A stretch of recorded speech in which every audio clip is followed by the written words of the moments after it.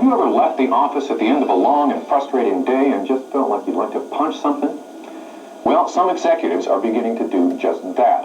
What they've done is take off their white collars and trade them in for boxing gloves.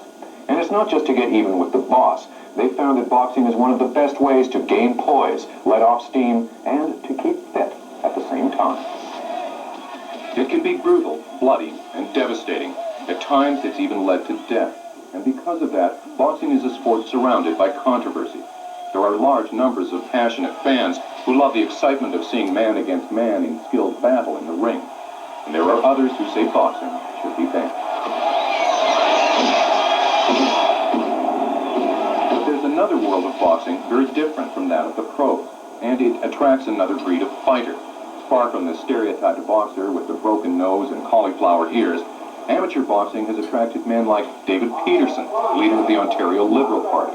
He started boxing when he was a student in law school and says he learned some very important lessons about life while in the ring.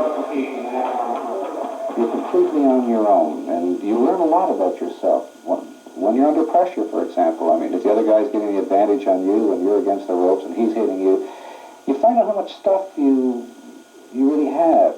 On the other hand, you have the experience of when you've got the advantage on another person and what you're prepared to do to them. How brutal are you really? It's terribly competitive. It's a mano a mano. It's one person against the other person. It doesn't matter how bright you are. It doesn't matter how charming you are. The toughest guy wins. David still puts the gloves on occasionally, in this case for charity. Sparring in the ring and in the political arena may seem worlds apart, but both require intense concentration and a will to win. Still, taking a few knocks in the legislature seems easier than taking them on the chin, and David is aware some might wonder why he does it. My sense is that most people would think it's not all that intelligent a thing to do.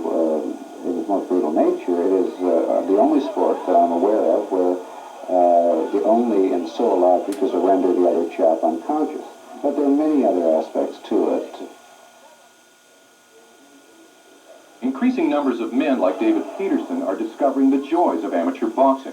Richard Grace is a lawyer who calls it a thinking man's game. And Don Curtis is the executive vice president of a large advertising agency who's been fascinated with boxing for years, but until recently never dreamed he would one day be stepping into the ring himself. But what's the attraction? Why do these guys want to trade in their three-piece suits for a pair of shorts and boxing gloves? It's like changing lives. You sit in your office and you come down here and you're surrounded by people of all ages and all types, and you just get out here and it's just a different lifestyle. It's kind of neat.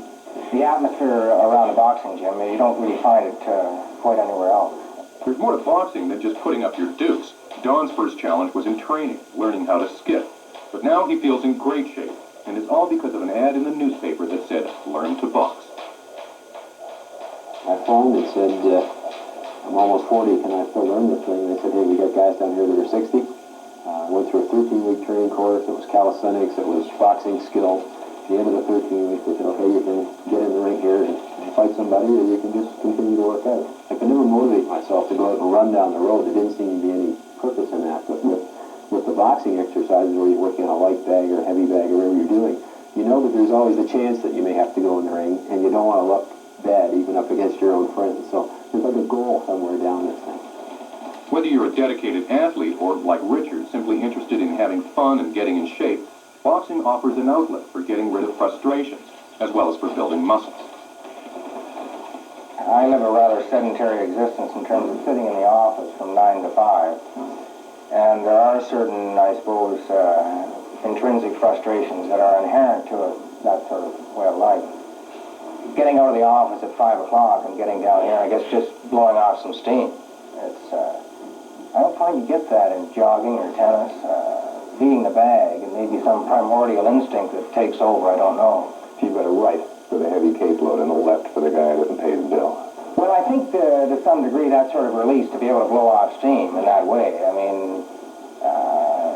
I'm not infatuated with going to a bar after 5 and drinking alcohol and smoking cigarettes. That just doesn't do it for me. It's not the answer. There are other advantages, too. Both Richard and Don have lost over 20 pounds thanks to their rigorous training program. start or whether or not they ever intend to enter the ring.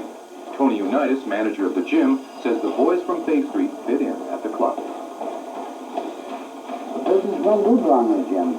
I used to own a boxing store called, the Boxing Barn, and I sold more heavy bags to businessmen than I ever did to boxing clubs. Today, in boxing clubs, you'll find millionaires and paupers. They're all... And if they do decide to enter the ring, what can these guys expect to get out of it, other than a few bruises and stiff muscle? It leaves you with some poise, it leaves you with a little power, of course. But you get poise out of it, you get great discipline. And if you learn to discipline yourself in the gym, you'll certainly do it on the street and in business.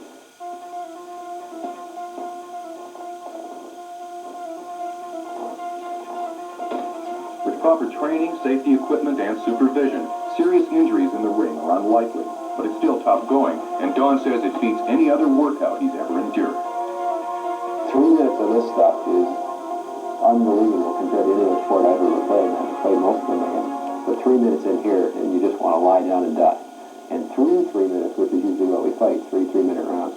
It's unbelievable. Everything in your body's just gone. Tell me about being in the ring, though. Have you gotten to the point where you've had to show some animal courage? When you start out, and it's kind of an interesting mental thing. I think you look across the ring, and there's that other guy. And it starts out, fairly easy. But when you get hit a few times, you do tend to respond to that. When you get hit, you do want to come back. You do want to look good. You do want to be able to defend yourself in there. Is winning important to you? No, there is no winning. We don't even have a referee when we do this. You just want to come out and say, hey, I got in a couple of good points, and he got in a couple of good points, and you feel, you go home tired, and you say, hey, I did myself some good.